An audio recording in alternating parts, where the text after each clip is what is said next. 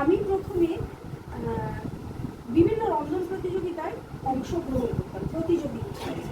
পরে আমাকে দেখে আমার এলাকার লোক, যদিও আমি সোদপুরের বাসিন্দা, আমার এলাকার লোক খুব বলতো যে কি এরকম দেখছি খুব ভালো এরকম। তখন তাদের আমি খুব উৎসাহিত করতাম যে কি তোমরাও করো না, এগিয়ে এসো না।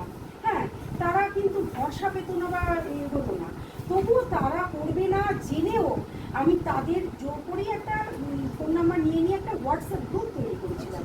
তো হোয়াটসঅ্যাপ গ্রুপ করার ফলে এবারে যখন আমি রন্ধন প্রতিযোগিতাটা শুরু করলাম, যে এই যে এখন এখানে অনুষ্ঠানটা হবে এসো, সেখানে একজন করে বাড়তে বাড়তে আজকে আমার মোটামুটি 60 জন গ্রুপের মেম্বার হয়েছে। তবে 60 জনই পার্টিসিপেট করে না, প্রথমে আমার 22 জন পার্টিসিপেট করেছিল এবং আমার সোদপুর এলাকার লোকেরা। তো ওদের অনেক বুঝিয়ে আমি এই আয়োজনটা করেছি। একদম। এবং এই হাতাখুন্তির লড়াই নামটা আমার মনে হঠাৎ এলো, আমি কোনো কিছু ভাবনা চিন্তা করে করি না। আমি মনে করি একজন ওপরে যিনি চালাচ্ছেন তিনি ঠিক চালিয়ে নিয়ে যাচ্ছেন। তো ওরকমই হঠাৎ মনে হলো যে বাড়িতে মহিলারা ঘাম ঝরানো রান্না করে, একটু নুন কম হলে বলে কি বাড়ির লোক খেয়ে সেরকম প্রশংসা করে না, বলতেই পারে যে কি একটু নুনটা কম দিলে ভালো হতো, কি একটু মানে একটু ফুটটা ভরে দিলে ভালো হয়, তার বদলে বলে দুধ চাই করে।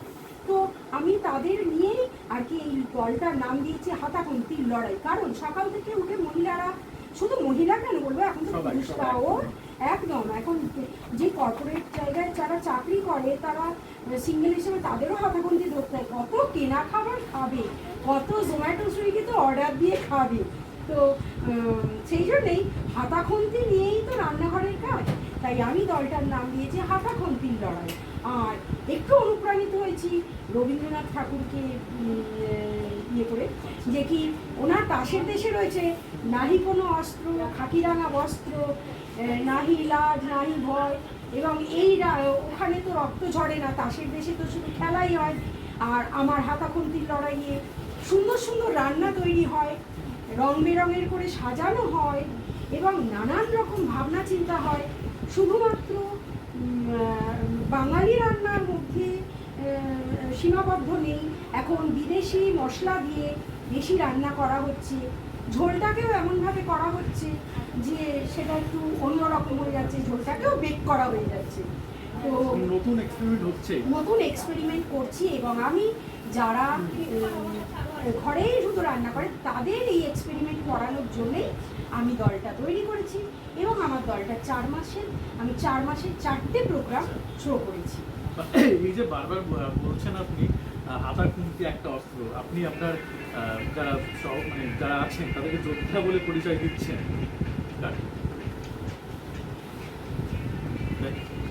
এই যে আপনি বারবার বলছেন হাতাখুন্তি একটা অস্ত্র এবং আপনার যারা সাথে আছেন তাদেরকে যোদ্ধা বলে পরিচয় দিচ্ছেন, এই লড়াইটা কিসের, মানে কিসের যুদ্ধ? একদম হাতাখুন্তি নিয়ে রান্না, সবজি মশলা নিয়ে ঘাম ঝরানো লড়াই, রীতিমতো ঘাম ঝরানো লড়াই। এবং কেউ রান্না করতে করতে হাত পুড়িয়ে ফেলছে, তখন ওষুধ দিতে হচ্ছে, লড়াই করতে গিয়ে হয়তো কেটে কুটে যায়, তো এটাও তাই, সবজি কাটতে গিয়ে কেটে যাচ্ছে হাতটা, তখন ব্যান্ডেজ মারছে, তাই আমি এটাকে লড়াই বলেছি। এই লড়াইয়ের জিতটা কোথায়, কিভাবে জিতবে এই লড়াই? জিতটা হচ্ছে সুন্দর সুন্দর রান্না এক্সপেরিমেন্ট করা হচ্ছে এবং সেটা খেয়ে সবাই ভালো বলছে এবং আরও লোকেরা এটা উৎসাহ নিয়ে এগিয়ে আসছে, এখানেই আমার জিত। আচ্ছা, এই যে এখন হ্যাঁ, আমি প্রথম ফেসবুক দেখে, লোকে বলে না সোশ্যাল মিডিয়া খুব খারাপ, সেখানে শুধু খারাপ কিছু হয় না, আমি মনে করি আমি যেভাবে সেটাকে নেব সেটা সেভাবেই হবে। তো আমি সোশ্যাল মিডিয়াতে মানে ফেসবুকেই আমি বিভিন্ন দেখতাম যে কি এখানে আজকে রন্ধন প্রতিযোগিতা হচ্ছে, ওখানে হচ্ছে, হ্যাঁ, তো আমি খুব ইচ্ছে হতো, তো হয়তো আমার কাজের পরিধির জন্য আমি গিয়ে যাওয়া হয়ে উঠতো না। তো আমি একবার আমার বাড়ির কাছাকাছি ওই রন্ধন প্রতিযোগিতা হয়েছিল এবং সেটা শীতকাল ছিল, তো ওখানে বলা হয়েছিল নিরামিষ আইটেম করে নিয়ে যেতে। তো ওখানে আমি ফুলকপির কচুরি, ফুলকপির পাতুরি করে নিয়ে গেছিলাম এবং ওটাকে আমি প্লেটিং করেছিলাম এবং আমি ওখান থেকে যেটা শিখেছি বলেছিলাম যে নিট অ্যান্ড ক্লিন। আমি তো আমাকে যখন জাজ বলছে না তোমার তো প্লেটটা নিট অ্যান্ড ক্লিন হয়নি, বলছি না নিট অ্যান্ড ক্লিন কেন? বলছে তুমি তো সারা প্লেটটা ছড়িয়ে মানে খাবারটাকে সাজিয়েছো, কিন্তু খাবার ওভাবে সাজানো নেই, খাবারটাকে তুমি এক সাইডে পরোটাগুলোকে গেলে দিতে, বা এটা আমি শিখলাম নিট অ্যান্ড ক্লিন। আমি মানে দিয়েছি কিভাবে খাবারটা প্লেটিং করতে Plating হয়, সামনে করতে আনতে হয়, হয়। সেটার একটা প্রসেস রয়েছে। প্রসেস রয়েছে, হ্যাঁ। ওটা আমি শিখলাম। আচ্ছা, তারপরে আমি ওখানে ওই দিনেই আমি প্লেটিং করেছিলাম। আমি যেহেতু ফুলকপি করেছিলাম, তো আমি কাঁচা ফুলকপিটা দিয়েই একটা মানে প্লেটের উপরে রেখেছিলাম, গার্নিশিং করেছিলাম। তো আমাকে সেখানে জাজ করলো তুমি যে কাঁচা ফুলকপিটা দিয়েছো, কাঁচা ফুলকপি কি কেউ খায়? ওটাকে ব্লাঞ্চ করে দিতে হয়, হয় তুমি জলেতে একটুখানি ব্লাঞ্চ করে নেবে যেটা খাওয়া যাবে, বা তুমি তেলেতে ব্লাঞ্চ করে নেবে যেটা খাওয়া যাবে। ওটা আমি শিখলাম, এই দুটো শিখলাম। এরপরে আমি বিভিন্ন প্রতিযোগিতা, ওখানেই আমি গিয়ে প্রথম আমার ওই প্রতিযোগিতা দেখলাম কিভাবে সবাই রান্না করেছে, কিভাবে রেটিং করেছে। তারপর একে একে আমি আনন্দবাজার পত্রিকা আয়োজিত একটা অনুষ্ঠান হয়েছিল, সেখানে গেছিলাম। তো সেখানেও আমি শিখতে গেছিলাম। সেখানে আমাদের প্রতিযোগীর সংখ্যা ছিল এপার বাংলা ওপার বাংলা মিলিয়ে, এপার বাংলায় ছিল 76 জন, ওপার বাংলায় ছিল 76 জন। তো আমি এপার বাংলায় ছিলাম, দুটো রান্না করে নিয়ে যেতে হয়েছিল। তো একটা হচ্ছে নিরামিষ, কিন্তু একটা হচ্ছে সয়াবিন দিয়ে, আর আরেকটা যে যা ইচ্ছে দিয়ে। আমি দুটো করেই নিয়ে গেছিলাম। তো করে নিয়ে আমি কিন্তু কোনোদিন কিছু হতে পারিনি। আমি চিরকাল কনসোলেশন প্রাইজে ভীষণ সন্তুষ্ট। কেন? আমি যেটা পেয়েছি সেটা কিন্তু পয়সা দিয়ে বা প্রাইজ দিয়ে পাওয়া যায় না, সেটা হচ্ছে শিক্ষাটা। আর আমি ওই শিক্ষাটা পেয়েছি বলে আজকে আমি কুকিং কম্পিটিশন অর্গানাইজ করছি, এবং ঘর থেকে মানুষকে যারা বেরোতে চায় না তাদের জোর করে করো না করো না করো না, এখানেই আমার পার্টিসিপেন্ট আছে, জোর করে আমি তাকে ডেকে এনে মানে করিয়েছি। যা হোক কিছু রান্না করে আনো, তুমি বাড়িতে তো আজকে মাছের ঝোল করছো, সেটাকেই নিয়ে এসো। কেন? তুমি আসলে তবে তুমি 5 জনের জিনিসটা দেখবে, তুমি শিখবে, তখন তোমার মধ্যে এবং হাতে একটা পুরস্কার পেলে, পুরস্কারটা কিন্তু খুব জরুরি, পুরস্কার পেলে তবে তুমি সামনের দিকে এগোবে। না আমি তাহলে তো এটা এবার মাছের ঝোল করেছি, এটা একটু টানিয়ে নিয়ে এলে। আমারই একটা আগের মাসের কম্পিটিশানে, মানে মার্চ মাসে কম্পিটিশানে একজন করে এনেছিলেন, ছিল তখন শরৎচন্দ্রের যুগ ছিল যে শুধু মহিলারাই রান্নাঘরে রান্না করবে না, এখন রান্নাটা শিখবো। যার পেট আছে তাকে তো রান্না করতেই হবে। যদি কারো ছোটবেলায় বাবা মা না থাকে তখন তারা কি করে খাবে? তখন তাদের তো রান্নাটা করতেই হবে। তো রান্নাটা শিল্প এবং পেট চালানোর একটা পদ্ধতি। আচ্ছা, মানে এই যে আপনারা একটা যে কম্পিটিশন অর্গানাইজ করছেন, এখানে কারা যোগ দিতে পারে? আমার এখানে সমস্ত মানুষরা যোগ দিতে পারে, সেটা পুরুষ মহিলা নির্বিশেষে সবাই যোগ দিতে পারে। আর তারা বিভিন্ন রকম, আমি আজকে থিম রেখেছি এঁচড় বা পটল। এটা গরমের সবজি, আর কিছুদিন এঁচড় তো আপাতত মার্কেট থেকে চলেই যাচ্ছে, তো এঁচড় বা পটল রেখেছি। সেই এঁচড় বা পটল এতদিন আমরা কি খেয়ে এসেছি? আলু পটলের ছক্কা কুমড়ো দিয়ে। হ্যাঁ, তো এই এঁচড়ের ডালনা, এঁচড়ের কালিয়া, এইসব। কিন্তু এখন এঁচড়ের দই বড়া, আর এই যে রান্নার ফিউশনটা এনেছে, এটা তো বলতেই হবে গুরুদেবের কথা। ঠাকুরবাড়ি রান্নার ফিউশনটা এনেছেন। কোথায়? এঁচড়ের দই বড়া, তারপরে ফিলিপিনি মুরগি, তারপরে আরো সব বিদেশি। এই নামগুলো কিন্তু বাঙালির কাছে বেশ অচেনা, বেশ অচেনা, খুব অচেনা।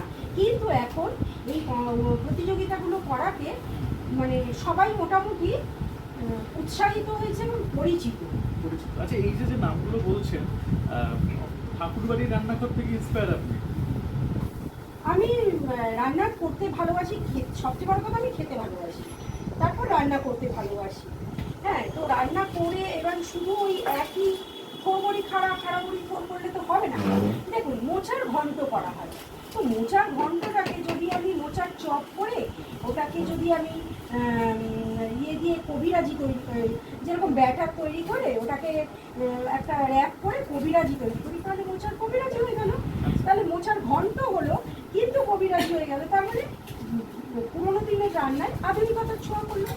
আচ্ছা আমি ধরুন খড়ের ঘন্ট করলাম বা মোচার ঘন্ট করলাম, সেটাকে আমি একটা পাইপ রাস্টের মধ্যে রেখে সেটাকে আমি যদি আমি একটু সুন্দর করে গার্নিশ করে বেকিং করে নিলাম, তাহলে হয়ে গেল ওটা মোচার পাইপ। আচ্ছা আচ্ছা, এই এই যে ডাবের পায়েস, আচ্ছা ডাবের পায়েস করে নিলাম। একদমই নতুন নাম, আমি জানি না আপনারা শুনেছেন কিনা, ডাবের পায়েস। হ্যাঁ। ডাবের পায়েস, কিন্তু উনি ডাবের পায়েসটা বড্ড পাতলা করেছিলেন, কিন্তু ওনার টেস্টটা ছিল ইউনিক, সমস্ত জিনিসটা ইউনিক ছিল, কিন্তু ওনার ওই পাতলা করার জন্য উনি এটা শিখলেন যে কি পাতলা না করে যদি এটা আমি ঘন করতাম, পায়েস কখনো পাতলা ছাড়া। তো এইভাবেই আর একজন করেছিল যে এঁচড়ের একটা আপনারা এরকম হিরো নাম স্টেজ, মনে রাখেন কি করে? এরকম হিরো এত স্টেজ। নতুন নতুন নাম। এগুলো নিয়ে একটু ভাব যায়, এটাকে ভালোবাসতে হয়। শুধু আমার পেটটা ভরানোর জন্য খাবো, খাবারটাকে শুধু পেট ভরানোর জন্য মনে করলে হবে না, খাবারটাকে ভালোবেসে এবং অল্প অল্প বাইরে দিয়ে চিবিয়ে ধীরে ধীরে তার স্বাদটা নিলে তবেই সেটার প্রতি ভালোবাসতে হবে। খাবার তো জাবরের মতন খাইলে হবে। আচ্ছা, আপনি এখনো পর্যন্ত অনেক মানে বিভিন্ন ধরনের পদ খেয়েছেন, আপনার সেরা 5টা পদ যদি বলা হয় যেটা আপনি খেয়েছেন, কি বলবেন, কি কি সেই 5টা? আমি বলবো আমি করেছিলাম পটলের দোরমা করেছিলাম, কিন্তু তার মধ্যে স্টাফিং ছিল